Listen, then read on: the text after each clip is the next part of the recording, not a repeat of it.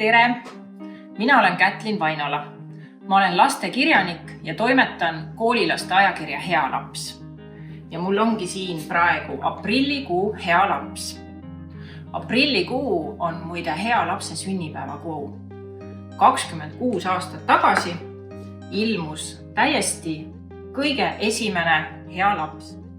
Kui kirjanik Leelo Tungal ajakirja 1994. aastal lõi, oli ta peamine soov, et suurematel koolilastel oleks koht, kuhu saata oma loomingut. Ja siin esimeses numbris näete pilti juba Triibuliinest. Triibuliine on Hea lapse vapiloom, kelle joonistas kunstnik Kirke Kangra, kes oli tol ajal veel kooliõpilane.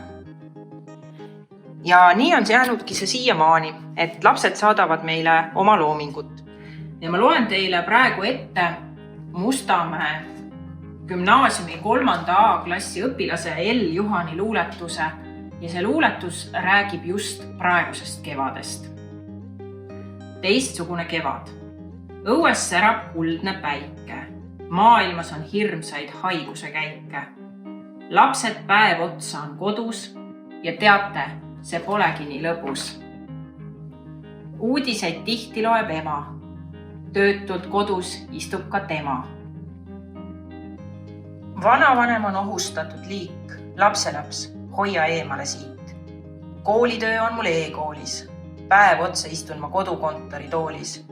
Lastel silm rõõmsalt ei sära, trennid, hobid jäävad kõik ära. Mänguplatsil kõik on vaba, keegi sind ei aja taga. Sõpru ammu lähedalt ei ole näinud, pikki päevi põnevas poes pole käinud. Poes makaroni riiul on tühi, vaata, et sa valjult ei köhi. Buss tühi nagu takso, haigus haarab kui lasso. Kogu maailma hirmutab koroona, püsi kodus ja ära mine teda tooma. Vanasti meil ohtralt reisiti, see kevad aga hoopis on teisiti. Pigem ei tasu Poola minna, sa võidki jääda kinni sinna. Hirmus paanika on suur, jääb ära iga kontserttuur. Maailmas pole kuulsat Eurovisiooni, kodus näha vaid igavat televisiooni. Kõikjal levib kohutav viirus, hämmastav on leviku kiirus. Näo ees on roheline mask, õues siriseb kevadine kask. Varsti tuleb ilus suvi, sosistas mul valge tuvi. See kevad on tõesti eriline ja sellepärast olen ma ka täna kutsunud teid enda juurde kööki. Ei ole võimalik kohtuda laste hommikul kusagil mujal. Ja köök on muidugi kodu süda ja kodus me oleme suuremas osas praegu kõik. Ja kodu pole enam ainult kodu. Ta on ka kool, ta on kontor, võimla, söökla ja raamatukogu, kinoteater.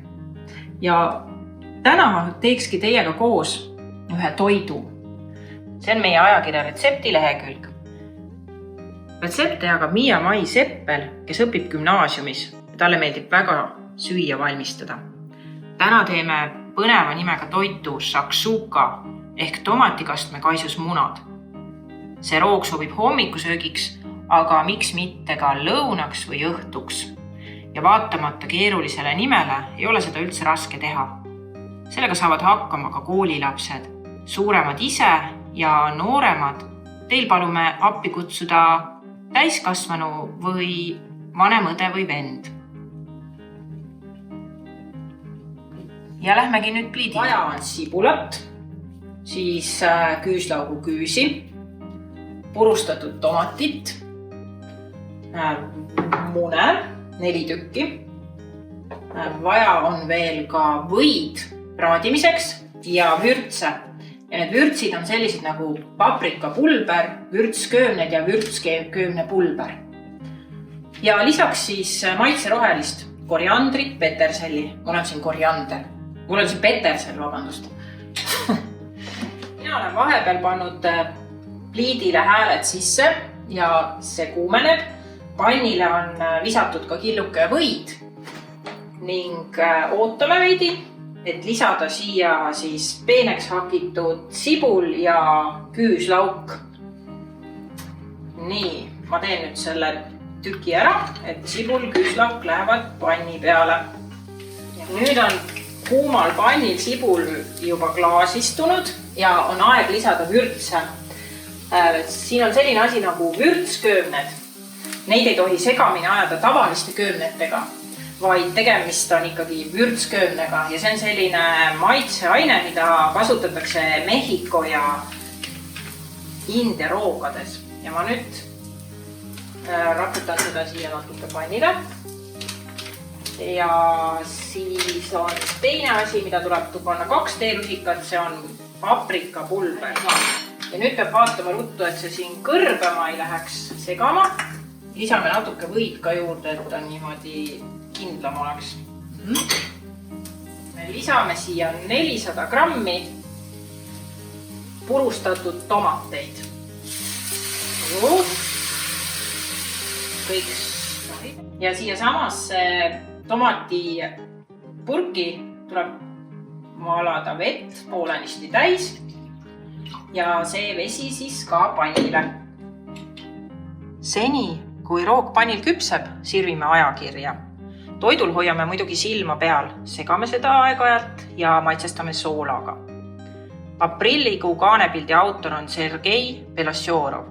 Väikest intervjuud temaga võite lugeda ka ajakirjast. Kui hea laps postkasti potsatab, siis on temaga kaasas alati väga mitmekülgset lugemist ja tegemist.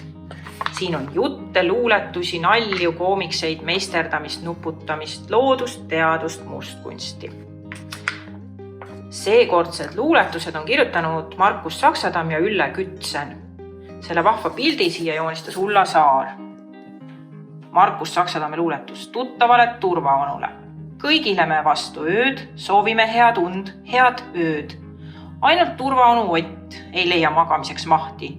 Ei see saa olla unekott, kes peab valveputkas vahti. Valvurile vastu ööd soovitakse nii, head tööd. Kairi Look kirjutab meile veel sellest ajast, kui õpilased ja õpetajad käisid koolis. Ja lugu räägib sellest, kuidas õpetaja ei viitsi enam. Selle pildi joonistas siia Liisa Kruusmägi. Triinu Kree õpib Viljandi kesklinna koolis ja tema on kirjutanud luuletused ja joonistanud pildid. Nutikana. Kana passis telefonis, silmad maas käis mööda tube. Kukk vaid vaatas pealt ja mõtles, küll see sõltuvus on jube. Kana avas Instagrami. Tundis ennast nutikana, saatis meili Nottinghami, tipupiuksus nutikana. Intervjuu Jaanus Vaiksooga. Jaanus Vaiksoo raamat King nr 39 võitis Eesti Kultuurkapitali lastekirjanduse aastapreemia. Meie sõber hull teadlane tutvustab meid teadusmaailmaga. Seekord räägib, mis on muuseum.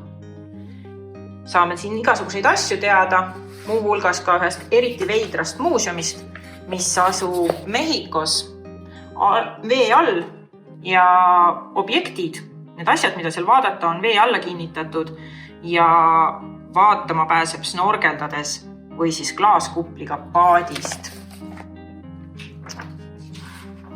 Kas te teadsite, et Eestis on 6 erinevat kajaka liiki?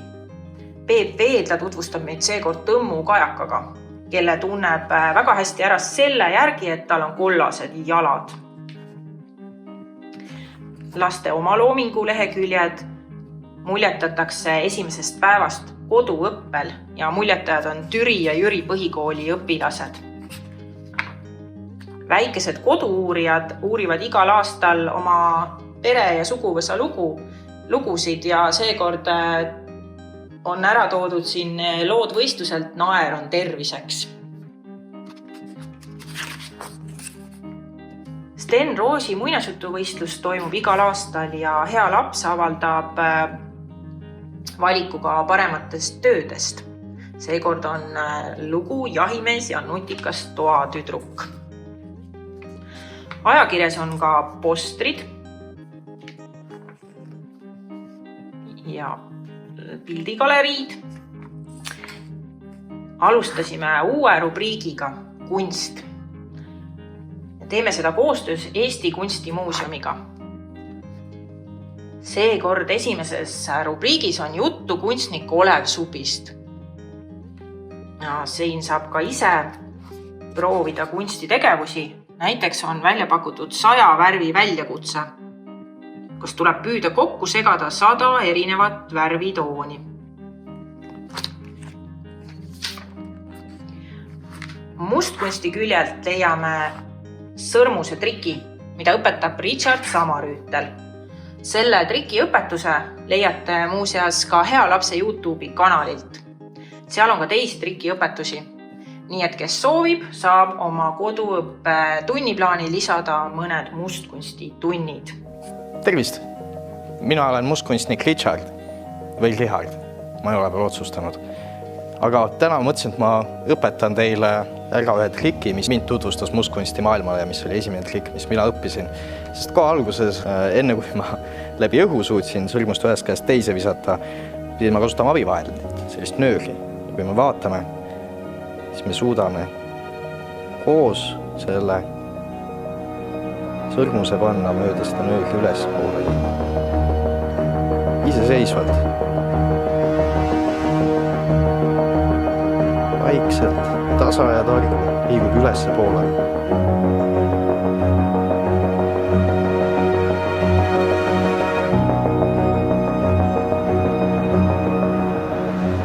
Õpetuse sellele leiate Hea lapse ajakirjast. Käes meisterdamistunni aeg. Kertu Sillaste õpetab kevadlinde meisterdama. Neid saab teha kodustes käepärastest vahenditest ja siin on lähemalt näha linnud, mis on valminud Lastekirjanduse Keskuse kunstikrambri tundides. Kui lapsel on mure, siis võib saata meile murekirja.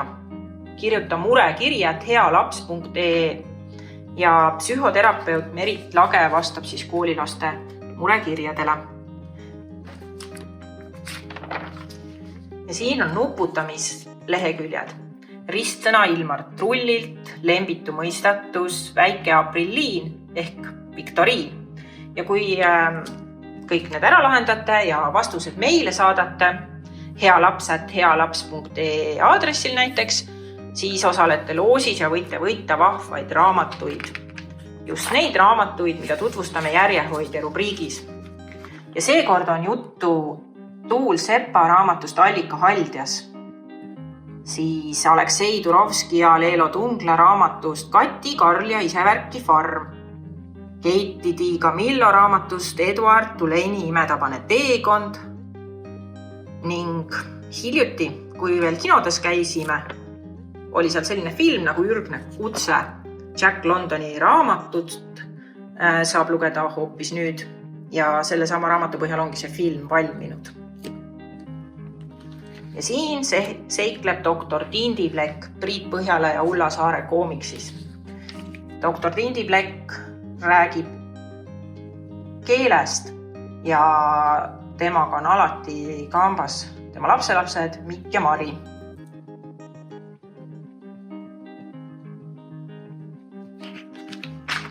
Ühestki ajakirjast ei puudu anekdoodid ja kentsakad uudised siit ja sealt.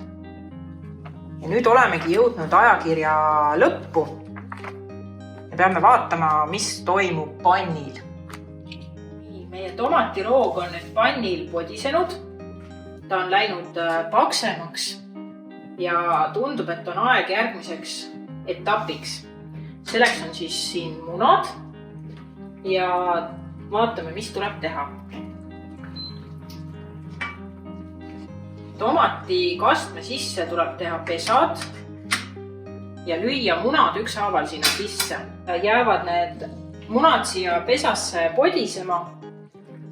Ma arvan, et paneme natukene madalama kuumuse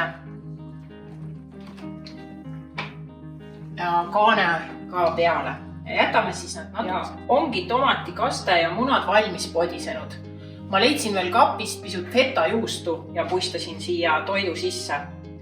Nüüd raputan peale peterselli.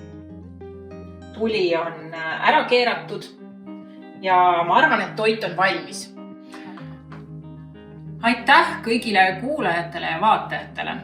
Ja enne päris head aega ütlemist Tahaksin küsida, et mida teie kodus süüa teete? Postitage oma vastus või lausa pilt toidust siia samasse kommentaaride alla ja kõigi toiduideede saatjate vahel loosime välja lasteraamatuid. Neid samu lasteraamatuid, mida me tutvustasime järjehoidja rubriigis. Kõike head ja olge ikka vahvad!